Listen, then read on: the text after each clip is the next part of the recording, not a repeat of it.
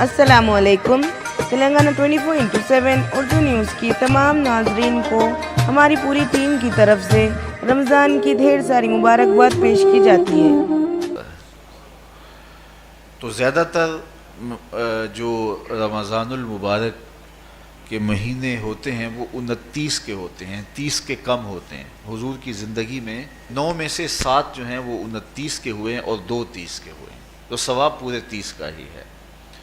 بعض لوگوں کو زیادہ ہی مسئلہ ہوتا ہے، 29 ہو جائیں تو یہ اللہ کا کرم ہے کہ روزہ رکھنا بھی نہیں پڑا اور 30ویں کا ثواب بھی مل گیا، لیکن وہ شور مچا دیتے ہیں کہ یہ روزہ کھا گئے ہیں۔ میرا نہیں خیال کہ کسی کو اپنے ذمے اتنی بڑی امت کا بوجھ لینے کی پریشانی ہو اور وہ خام خواہ ایک روزے کے لیے پوری امت کا بوجھ اپنے کندھوں پہ ڈال لے۔ تو 29 روزے ہوں یا 30 ہوں، اللہ ثواب پورے 30 کا ہی عطا کرتا ہے۔ روزہ اللہ تعالیٰ جل شانہ کی رضا اور اس کی محبت کے حصول کا ذریعہ ہے، اور اس کا عملی نتیجہ جو اس آیت کریمہ میں بیان کیا گیا وہ تقوی ہے۔ لعلکم تتقون، روزہ اس لیے فرض کیا گیا کہ تمہیں تقوی نصیب ہو جائے، اتقاء کی دولت نصیب ہو۔ اب سوال یہ ہے، کیا تقوی بھوک اور پیاس سے حاصل ہوتا ہے؟ پیاس کاٹنے سے، بھوک کاٹنے سے کیا تقوی نصیب ہو جاتا ہے؟ صبح سے لے کر شام تک روزہ رکھنے کی تلقین کی گئی۔ یہاں ناروے میں اور مختلف ممالک کے اندر 20 گھنٹے کا روزہ ہے، اور ہمارے بھی یہاں 16-17 گھنٹے مسلسل شدت کی گرمی میں بھوک اور پیاس کاٹنا ہوتی ہے۔ تو اتنا طویل دورانیہ جو بھوک اور پیاس کاٹی ہے، اس کا مقصد رزق بچانا نہیں ہے، بلکہ وَيُزَادُ فِيهِ رِزْقُ الْمُؤْمِنِ، ماہ صیام میں مومن کا رزق بڑھ جاتا ہے۔ آپ اپنا بجٹ دیکھ لیجئے، باقی مہینوں کی نسبت ماہ صیام میں آپ کے اخراجات زیادہ ہوتے ہیں اور کشادگی ہوتی ہے۔ تو یہ کوئی خوراک بچاؤ مہم نہیں ہے، بلکہ رزق تو بڑھ جاتا ہے، لیکن اس کے باوجود 20 گھنٹے، 17 18 گھنٹے پیاس اور بھوک کاٹنا، اس کا کوئی مقصد ہے تو وہ مقصد قرآن نے بیان کیا کہ اس کے نتیجے میں تمہیں اتقاء کی دولت ملے گی، تمہیں تقوی کا نور نصیب ہوگا۔ سوال یہ کھڑا ہوا، کیا بھوک اور پیاس کاٹنے سے تقوی مل جاتا ہے؟ تو اس کو سمجھنے کے لیے ایک مختصر تمہید سمجھنا ہوگی، اور وہ یہ کہ ہمارے 2 دشمن ہیں جو ہمیں جادہ مستقیم سے ہٹانے کے لیے دن رات کوشاں ہیں، ایک شیطان اور دوسرا نفس۔ یہ 2 دشمن ہیں جو ہماری متاع عمل، ہمارا خلوص، ہماری للہیت، ہمارا باطن لوٹنے کے لیے ہر وقت مستعد اور فعال رہتے ہیں۔ اب ان 2 دشمنوں سے ہمارے تنہا ناتواں وجود کا مقابلہ ہے، اور ان میں سے جو بڑا دشمن ہے وہ نفس ہے، کیونکہ شیطان نے جب انکار سجدہ کیا تو ہم تو یہ کہتے ہیں کہ ہمیں شیطان نے بہکا دیا، لیکن شیطان نے جب انکار سجدہ کیا اور خود بہک گیا تو اس وقت کوئی دوسرا شیطان تو نہیں تھا جس نے شیطان کو بہکایا، وہ نفس تھا جس نے شیطان کو شیطان بنایا۔ اس نے اندر سے کہا انا خیر منہ، میں بہتر ہوں۔ تو یہ انانیت جو تھی، انا خیر منہ، اس نے اس کو بہکایا۔ تو شیطان کو شیطان بنانے والا نفس ہے، تو نفس شیطان سے بھی بڑا دشمن ہے۔ ایک بزرگ تھے، وہ ساری زندگی اپنی زبان پہ انا کا لفظ نہیں آنے دیتے تھے۔ اس مفہوم کو بیان کرنا ہوتا تو وہ با الفاظ دیگر بیان کرتے، میں کا لفظ، انا کا لفظ وہ اپنی زبان پہ ساری زندگی انہوں نے جاری ہی نہیں ہونے دیا۔ کہتے تھے اس لفظ نے شیطان کا بیڑا غرق کر دیا، تو میں یہ لفظ زبان پہ آنے نہیں دوں گا۔ اچھا بندے بھی بڑے عجیب ہوتے ہیں، کسی نے کہا لو لو، ان کی زبان پہ یہ لفظ آتا کیوں نہیں، میں جاتا ہوں اور ان کی زبان پہ یہ لفظ آئے ہی آئے، چلے گئے۔ بزرگ تشریف فرما تھے، نماز کا وقت قریب ہو رہا تھا، حضرت ایک مسئلہ پوچھنے آیا ہوں، کہا پوچھئے، شیطان کو کس چیز نے برباد کیا؟ حضرت آپ تو بولیں گے کہ میں نے، آنا نے، تو کہوں گا جیسے بھی ہوا ان کے زبان پہ لفظ میں تو آ ہی گیا نا۔ تو وہ بزرگ بھی بڑے سیانے تھے، اس کی نیت کا کھوٹ سمجھ گئے، فرمانے لگے بیٹا نماز کا وقت ہو گیا ہے، نماز پڑھ لیتے ہیں پھر اس پہ بات ہوتی ہے۔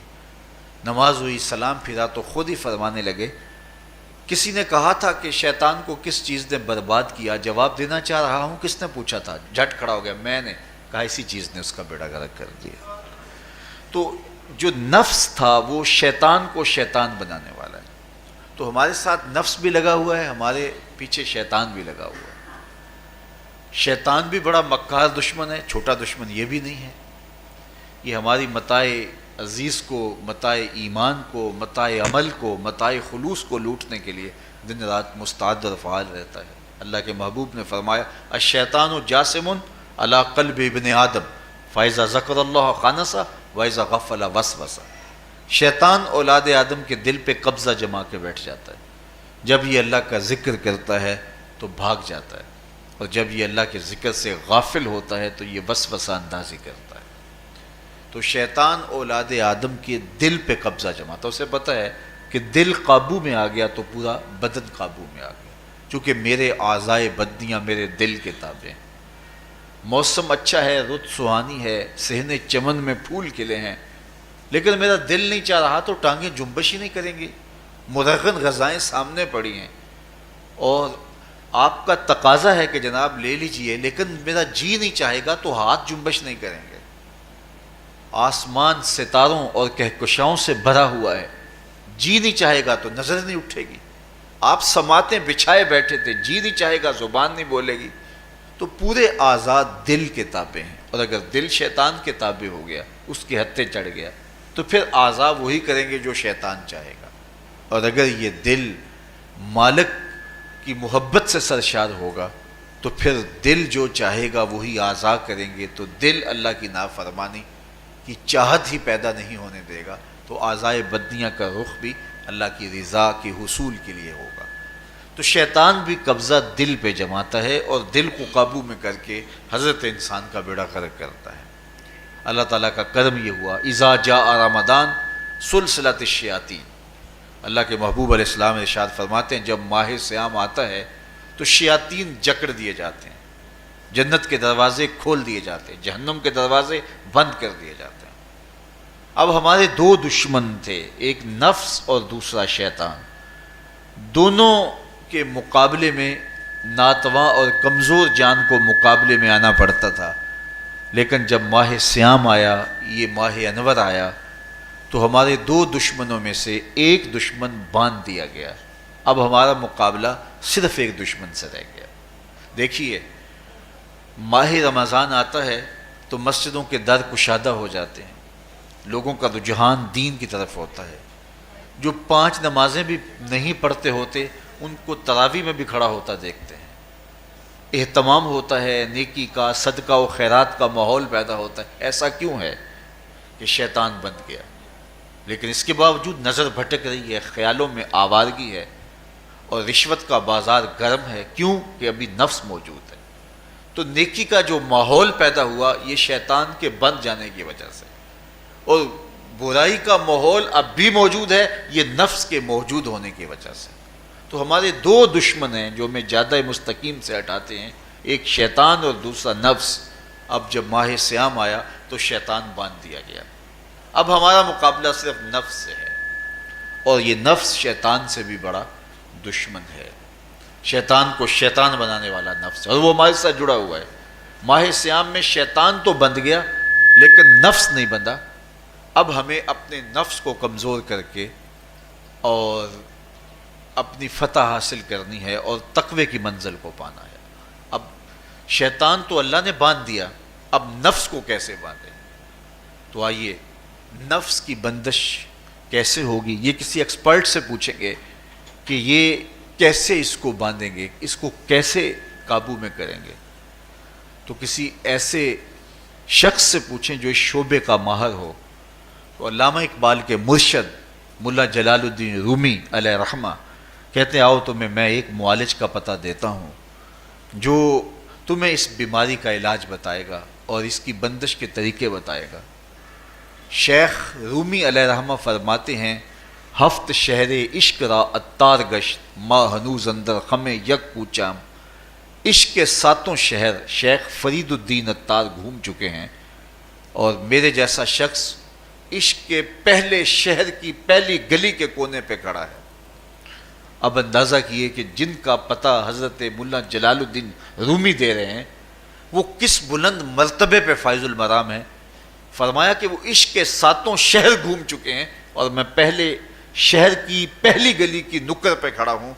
اور اگر آپ نے ابھی تک ہمارا چینل سبسکرائب نہیں کیا تو فوراً سبسکرائب کیجئے، ساتھ ہی بیل آئیکن پر کلک کریں تاکہ مزید آنے والی ویڈیو ہے وہ آپ کو وقت پر ملتی رہے.